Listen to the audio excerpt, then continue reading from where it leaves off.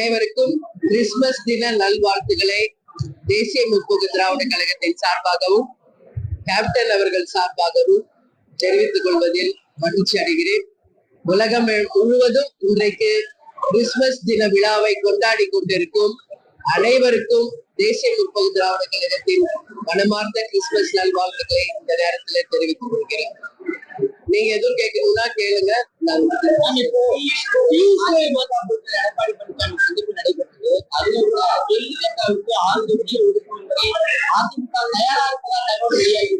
எனவே கூட்டணியில இருக்கின்ற 2 கட்சிகளின் சந்திப்பு, அவ்வளவுதான். அதற்கு அடுத்து வேற எதுவுமே அங்க கிடையாது. ஆல்ரெடி கூட்டணியில இருக்கின்ற அதிமுகவும் பாஜகவும் சேர்ந்து அன்னைக்கு கலந்தாலோசனை பண்ணியிருக்காங்க. அதுதானே ஒழிய அதை தவிர வேற எந்த பெரிய நிகழ்வும் அன்னைக்கு நடக்கலை. அதனால அந்த நிகழ்வை நாங்க ரொம்ப ரொம்ப சாதாரணமான ஒரு நிகழ்வா தான் பார்ப்போம். புரியலைங்க.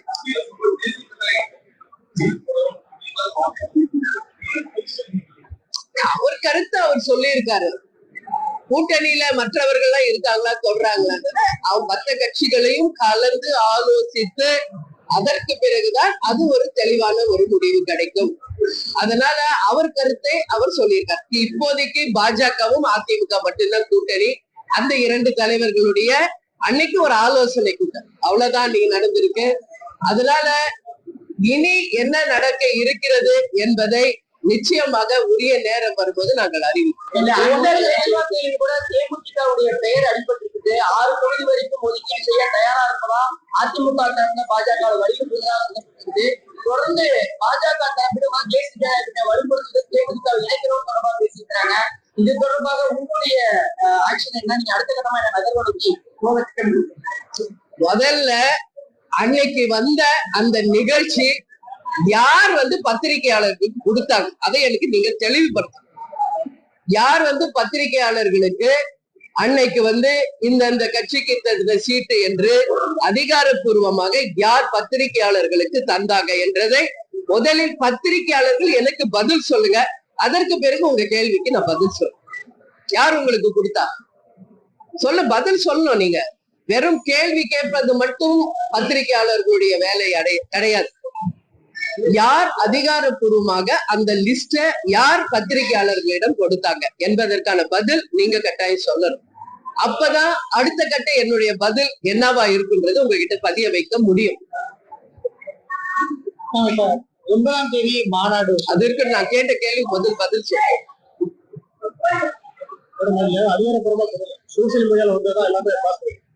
ஒரு சோசியல் மீடியால வந்ததை வச்சு அன்னைக்கு ஃபுல் டே ஒரு பிரேக்கிங் நியூஸ் போட்டு அத ஒரு பெரிய நிகழ்ச்சி மாதிரி ஒளிபரப்பிய அனைத்து தொலைக்காட்சிகளுக்கும் தேசிய முற்போக்கு திராவிட கழகத்தின் சார்பாக என்னுடைய கண்டனங்களை நான் பதிய வைக்கிறேன். இது கை தட்டுறதுக்கோ எதுக்கோ கிடையாது. யார் உங்களுக்கு அந்த தகவல் கொடுத்தது? யார்? ஏதோ சோசியல் மீடியால வந்திருக்கு அப்படின்றதுனால இன்னைக்கு இருக்கின்ற அத்தனை ஊடகங்களும் பிரேக்கிங் நியூஸ் போட்டு ஒரு சென்சேஷனலா ஒரு செய்தியை நீங்க வெளியிடுகிறீர்கள் என்றால் அப்போ தொலைக்காட்சிகள் மீது இருக்கின்ற நம்பிக்கை மக்களுக்கு, நிச்சயமாக சொல்றேன், எல்லா மக்களுக்கும் தொலைக்காட்சிகள் பத்திரிகை ஊடகங்கள் மேல இருக்கின்ற நம்பிக்கை நிச்சயமாக போயிடும். இதனாலதான் கேப்டன் சொன்னது பத்திரிகைக்காரங்க தானே நீங்க அப்படின்னு கேப்டன் திட்டத்துக்கான காரணம் இன்னைக்கு நீங்க உறுதிப்படுத்திருக்கீங்க. எப்பவுமே உங்ககிட்ட நான் சொல்றேன், நான் எப்பவும் உங்ககிட்ட ரொம்ப அன்பா பழகுறேன், பாசமா இருக்கேன். ஒவ்வொரு முறை தலைமை கழகத்துக்கு நீங்க வரும்போது உங்களை நாங்க உபசரிக்கிறோம். நான் எல்லா விஷயத்தையும் உங்ககிட்ட பகிர்ந்துகிட்டு இருக்கேன். ஏதாவது ஒரு வாட்டி நீங்க நான் பார்க்கலன்னு சொல்ல முடியுமா சொல்லுங்க. அப்படி இருக்கும்போது எதுவுமே உறுதிப்படுத்தாத ஒரு செய்தியை அனைத்து ஊடகங்களும் ஏதோ அதிகாரப்பூர்வமா அறிவிச்சது போல உங்க டிஆர்பியை ஏத்துறதுக்கும் உங்களுடைய சென்சேஷன் நியூஸ் கிரியேட் பண்றதுக்கும் மற்ற கட்சிகளை பாதிக்கும் செயலை ஊடக நண்பர்கள் இதோட நிறுத்திக்கணும்னு சொல்லி நான் கேட்டுக்கிறேன். நான் தெளிவா சொல்லிடுங்க. ஜனவரி 9 மாநாடு எங்கள் கூட்டணி யாருடன் என்பதை நாங்கள் தெளிவாக சொல்லுவோம். நான் சொல்லிட்டு இருக்கேன். அப்படி இருக்கும் பொழுது எதுவுமே தெரியாம ஏதோ ஒரு சோசியல் மீடியால வந்துச்சு அப்படின்னு ஏதோ உண்மை செய்தி மாதிரி போடுறீங்கன்னா அப்புறம் என்ன இருக்கு நம்பிக்கை எங்களுக்கு? யாருக்குமே சொல்றேன், மக்களுக்கே சொல்றேன். இப்போ இப்ப தங்கம் விலை இப்ப உயர்ந்துச்சு, இப்ப குறைஞ்சிச்சு அப்படின்னு அடிக்கடி ஒரு பிரேக்கிங் நியூஸ் போடுறீங்களே, அதுக்கு இதுக்கு என்ன வித்தியாசம் இருக்கு? என்ன வித்தியாசம் இருக்கு? வருகின்ற தேர்தல் 2026 தமிழ்நாட்டுக்கும் தமிழக மக்களுக்கும் மிக மிக முக்கியமான ஒரு தேர்தல். ஊடக நண்பர்கள் தயவு செய்து பொறுப்புணர்வோடு பொறுப்பாக நீங்க நடந்து கொள்ள வேண்டிய தருணத்துல இருக்கீங்க. யாரோ ஒருத்தர் ரோட்ல போறவங்க, யாரோ ஒரு சோசியல் மீடியால ஏதோ ஒரு யூடியூப் சேனல்ல வர்றதெல்லாம் வச்சுக்கிட்டு உங்க சேனல்ல ஒரு சென்சேஷனல் நியூஸ் கிரியேட் பண்ணும், உங்க டிஆர்பிய ஏத்தணும்னா தயவு செஞ்சு கேட்டுக்கிறேன், தேமுதிகவை நீங்கள் பயன்படுத்த கூடாது என்பதை நான் தெளிவாக இந்த நேரத்தில் பதிய வைக்கிறேன். எங்க கட்சியினுடைய வளர்ச்சி, எங்க கட்சி என்ன முடிவெடுக்கணும் என்பதை நிர்மாணிக்க கூடியவர்கள் கழகத்திற்காக உழைத்துக் கொண்டிருக்கும் கழக நிர்வாகிகள், தொண்டர்கள் தான், ஊடக நண்பர்கள் கிடையாது. அப்படி இருக்கிறப்போ எந்த ஒரு தகவலும் இல்லாம, எந்த ஒரு அதிகாரப்பூர்வ அறிவிப்பு இல்லாம எப்படி அவ்வளவு பெரிய நியூஸ அதே ஒரே மாதிரி எல்லா சேனல் எப்படி நீங்க பப்ளிஷ் பண்றீங்க? ரைட், அது தப்பு அப்படின்னு எல்லாரும் வதந்தின்னு சொன்ன பிறகு எந்த ஊடகமாவது தவறாக செய்தியை நாங்கள் போட்டுட்டோம், இது தவறான செய்தின்னு எந்த ஊடகமாவது பதிய வச்சீங்களா? அப்ப ஒரு சென்சேஷனை கிரியேட் பண்றதுக்கு மட்டும் ஊடகங்கள் இருக்கீங்க, அது தவறான செய்தி என்று ஏன் மறுப்பு செய்தி ஏன் போட மாட்டேங்கிறீங்க? உண்மையிலேயே நான் அனைத்தும் இவங்கதான் அவங்கதான் கிடையாது, எல்லாரையுமே இந்த நிகழ்ச்சியினால நிச்சயமாக கண்டிக்கிறேன். இனிமேல் வருகின்ற செய்தி உண்மையாக இருந்தால், அதிகாரப்பூர்வமாக இருந்தால் மட்டும் நீங்கள் ஒளிபரப்ப வேண்டும். அப்படி இல்ல நாங்க ஒளிபரப்புவோம் அப்படின்னா அது உங்க பிரியம். ஆனா தேமுதிகவை பத்தி யாரும் எங்க அனுமதி இல்லாம போடக்கூடாது என்பதையும் இந்த நேரத்தில் நான் உறுதியா சொல்றேன். அதுக்கான உரிமை எங்களுக்கு இருக்கு. அங்க தேமுதிகன்னு ஒரு வார்த்தை வருதுன்னா எங்க கிட்ட நீங்க அனுமதி கேட்கணும். எங்க கட்சியினுடைய வளர்ச்சிக்காக கடைகோடியில் இருக்கிற ஒவ்வொரு தொண்டனும் இந்த கட்சிக்காக உழைச்சிட்டு இருக்காங்க. இன்னைக்கு எங்கேயோ இப்ப சிட்டில இருந்து எங்களுக்கு தெரியுது பொய் செய்தின்னு, கடைகோடியில இருக்கிற தொண்டர் மனநிலை என்னன்னு யாராவது யோசிச்சீங்களா? ஒரு பொறுப்பு இல்லாம இந்த மாதிரி பதிவுகளை தயவு செய்து யாரும் போடாதீங்கன்னு நான் ஹம்பிளா கேட்டுக்கிறேன் எல்லாரையும். ஏன்னா உங்களுக்கும் அந்த கடமை உண்டு, அதை நீங்கள் மதிக்கணும்னு சொல்லி நான் கேட்டுக்கிறேன். எனவே கூட்டணியை பற்றி உங்களுக்கு உறுதியாக மாநாடுக்கு வரும்போது நாங்கள் அதை பத்தி தெரிவிப்போம். எங்க நிலைப்பாடு என்ன நாங்க டிசிஷன் எடுக்க போறோம் என்பதை மாநாடுல எங்களுடைய மாவட்ட கழக செயலாளர்கள், நிர்வாகிகள், தொண்டர்கள் எல்லாருடைய கலந்தாலோசனை செய்த பிறகுதான் ஒரு சரியான முடிவை நாங்கள் எடுப்போம். இது போல அவசரப்பட்டு நீங்க செய்திகளை வெளியிட்டால் நிச்சயமாக சொல்கிறேன், எந்த கட்சி சார்பாக அந்த அறிவிப்பு வந்ததா நீங்க சொல்றீங்களோ இதுவே அந்த கட்சிக்கு அழிவு காலத்தை உண்டாக்கும் என்பதையும் நான் உறுதியா சொல்றேன். இது அந்த கட்சியில இருக்கிற நிர்வாகிகளோ தொண்டர்களோ ஏத்துக்குவாங்களா? இன்னைக்கு அதிமுக பாஜக தான் இன்னைக்கு ஆலோசனை பண்ணியிருக்காங்க. இன்னைக்கு நான் கேட்கிறேன், இப்போ எங்களுக்கு எல்லாம் உரிமை இருக்கு, எப்ப எங்க பேரை நீங்க யூஸ் பண்ணீங்களோ we have all the rights to ask. இன்னைக்கு அவங்க அறிவிச்ச அறிவிப்ப அதிமுக நிர்வாகிகள் தொண்டர்கள் ஏற்றுக்குவாங்களா? பிஜேபியில இருக்கிற நிர்வாகிகள் தொண்டர்கள் ஏற்றுக்குவாங்களா என்பதற்கு பதில் சொல்ல, சும்மா அப்படியே தட்டி விடக்கூடாது. இது கட்சி, இதுக்காக உயிரை கொடுத்து இன்னைக்கு கோடிக்கணக்கான பேர் இதுக்காக கட்சிக்காக உழைத்துட்டு இருக்காங்க. அனைவருடைய மனசை, அனைவருடைய அந்த உரிமையை நீங்க கட்டாயம் மதிக்கணும்.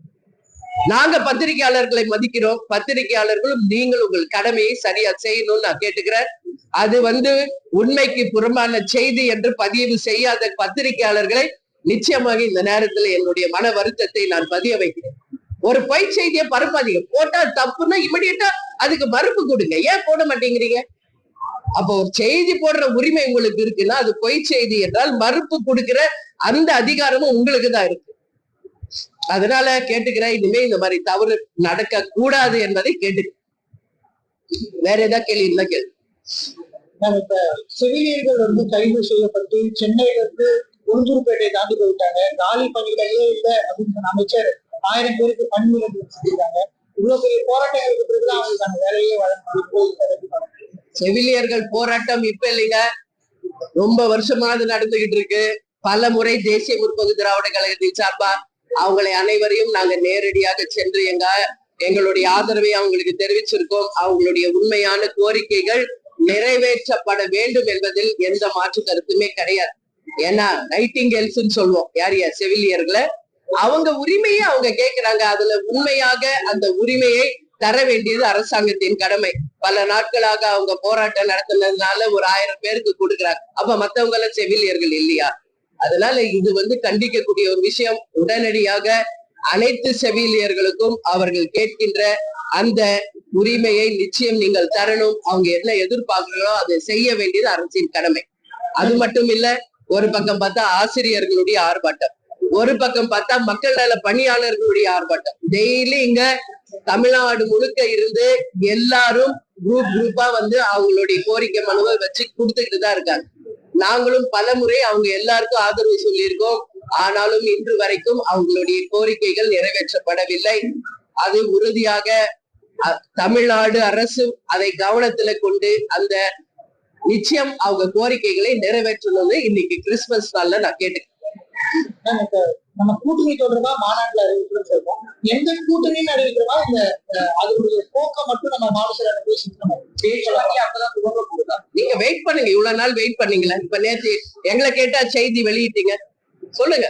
எங்களை கேட்டா செய்தி வெளியிட்டீங்க. அதிமுக தரப்புல இந்த கூட்டணி கட்சிகளுக்கு இவ்வளவு ஒதுக்கலாம், ஒருவேளை இந்த கூட்டணி கட்சிகள் வரக்கூடிய பட்சத்தை ஒதுக்கான உத்தேச பட்டியல் தான் வெளியிடப்படுதே தவிர அது அதிகாரப்பூர்வமானது அப்படின்றதெல்லாம் அதை வெளியிட்டது யார்? அதான் நான் கேட்கிறேன். அது தேமுதிக கேட்டுதான் அது வெளியிடணும் அப்படின்றது அது எந்த விதத்துல சரியான அணுகுமுறையா இருக்குது. அது உத்தேச பட்டியல் அதிமுக பேசியிருக்கிறாங்க. தேமுதிக கட்சிக்கு உரியவர்கள் நாங்க. இப்ப உங்க சேனலை பத்தி ஒண்ணு சொல்றோம், உங்களை கேட்காம நாங்க தவறான செய்தி போட்டா நீங்க கேட்பீங்களா? கேட்க மாட்டீங்களா? இல்ல, நான் கேட்கறது நீங்க பதில் சொல்லுங்க. அந்த உத்தேச பட்டியலை வெளியிட்டது யார்? அததான் நான் கேட்கிறேன். எனக்கு வேற எந்த ஆன்சரும் வேண்டாம். ஒரு உத்தேச பட்டியல் வெளியிட்டீங்கன்னு சொல்றீங்க, யார் வெளியிட்டா? அதிமுகவா இல்ல பிஜேபியா? யார் வெளியிட்டது அது தெரியணும்ல. அதிமுகவை சேர்ந்த நிர்வாகிகள் தான் இதெல்லாம் பேசினதா ஒரு தகவல் எந்த நிர்வாகிகள் பேசினாங்க அது தெரியல. தெரியாம ஒரு சேனல்ல தயவு செஞ்சு நியூஸ் போடாதீங்க, புரியுதுங்களா? உத்தேச பட்டியல் சோசியல் மீடியால வந்துச்சு, யாரோ சொன்னாங்க, இதெல்லாம் ஒரு கட்சி மேல நீங்க கொண்டு வரக்கூடாது. இப்ப உங்க சேனல்ஸ் மேல அந்த மாதிரி யாரோ ஒருத்தர் சொன்னாங்க, சோசியல் மீடியால இப்படி வந்துச்சு ஒரு சேனலை பத்தி அப்படின்னு மத்தவங்க சொன்னா நீங்க ஏத்துக்குவீங்களா? உங்களுக்கும் கடமை இருக்கு, உங்களுக்கும் பொறுப்பு இருக்குங்க. அதை உணர்ந்து தயவு செஞ்சு நடந்துக்கங்க. இது ஒண்ணும் சாதாரண கிடையாது. கேப்டன் இல்லாம இன்னைக்கு இந்த கட்சியை 20 ஆண்டு கழிச்சு 21வது ஆண்டுல வழி நடத்திட்டு இருக்கோம். இந்த கட்சிக்காக தங்களுடைய உயிரையும் பொருளையும் பணையம் வைத்து தலைமை கழகத்திற்கும் தலைவருக்கும் கட்டுப்பட்டு உண்மை விசுவாசிகளாக பயணித்துக் கொண்டிருக்க எங்க நிர்வாகிகள் தொண்டர்களுக்கு தான் அந்த முழு அதிகாரம் உண்டு. அவர்கள் யாரை கை காட்டுறாங்களோ அவங்க கூட தான் தேமுதிக கூட்டணி அமைக்கும். அதனால நிச்சயமாக அதுல எந்த மாற்று கருத்தும் கிடையாது. நீங்க வேணா உங்களுக்கு வேண்டிய விஷயத்தை எது வேணாலும் போடலான்றது கிடையாது. அப்படி ஒரு பொய் செய்தி தவறுதலாக போடப்பட்டா நிச்சயம் இன்னைக்கு நான் உங்ககிட்ட கேட்டுக்கிறேன், ஒரு சகோதரியா, அந்த செய்தி தவறான செய்தி என்பதையும் நீங்கள் பதிய வைக்கணும் என்பதையும் இந்த நேரத்தை கேட்டுக்கிறேன்.